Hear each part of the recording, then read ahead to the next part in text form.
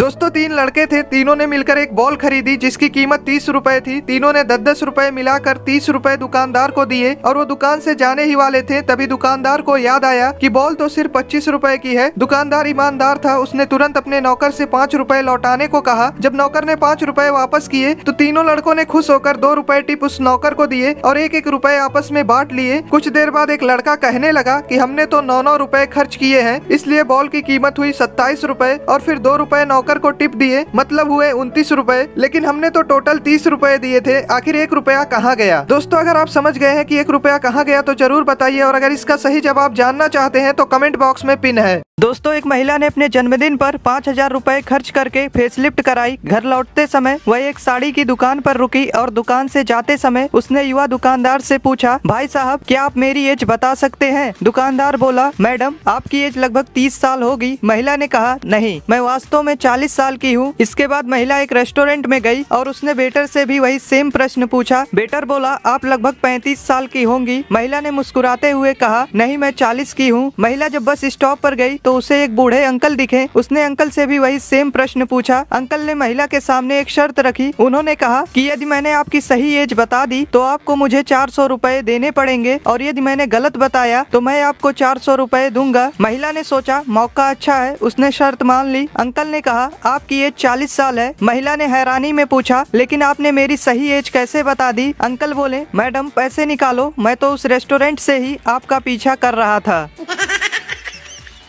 दोस्तों एक बूढ़े अंकल अंडे बेच रहे होते हैं, तभी एक लड़की उनके पास आती है और पूछती है कि आप अंडे कितने में बेच रहे हैं? अंडे वाले ने कहा 10 रुपए का 1 अंडा। लड़की बोली, मैं 50 रुपए में 6 अंडे लूंगी, देना हो तो दो, नहीं तो मैं चली जाऊंगी। बूढ़े अंकल ने कहा, मैडम आज मैं अभी तक एक भी अंडा नहीं बेच पाया हूँ, आप मेरी पहली ग्राहक है, इसलिए आप मनचाही कीमत पर अंडे ले जाओ। लड़की ने अंडे लिए और यह महसूस करते हुए चली गई कि वह जीत गई। वह अपने कार में बैठी और अपने दोस्त के साथ एक रेस्टोरेंट में चली गई। कुछ समय पश्चात जब वह बिल देने गई तो बिल आया था 1400 रुपए। लड़की ने 1500 रुपए रेस्टोरेंट के मालिक को दिए। मालिक बोला, मैडम मेरे पास चेंज नहीं है। लड़की बोली, कोई बात नहीं सर, 100 रुपए टिप के तौर पर रख लीजिए। दोस्तों कितना अजीब है ना, जब हम जरूरतमंदों से कुछ खरीदते हैं तो हम हमेशा यह क्यों दिखाते हैं कि हमारे पास पावर है, और हम उन लोगों के प्रति उदार क्यों हो जाते हैं जिन्हें हमारी दरिया दिली की जरूरत ही नहीं है।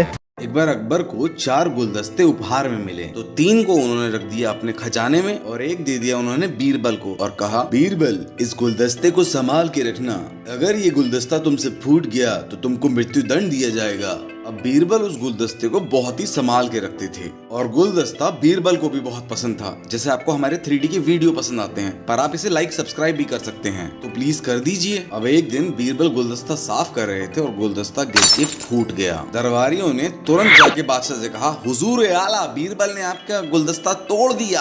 अकबर बोले, बीरबल को फांसी दी जाएगी। बीरबल मरने से पहले तुम्हारी कोई आखिरी ख्वाहिश है? हुजूर मैं बचे हुए उन 3 गुलदस्तों को एक बार देखना चाहता हूँ। जैसे ही वो गुलदस्ते बीरबल के सामने आए, बीरबल ने तीनों गुलदस्ते फोड़ दिए। बीरबल ने अकबर की तरफ देखते हुए कहा, हुजूर ये 3 गुलदस्ते 3 और लोगों की जान लेते और कोई भी कांच का गुलदस्ता किसी इंसान की जान से बढ़कर नहीं हो सकता। अकबर बोले, आई लाइक इट, फांसी कैंसिल।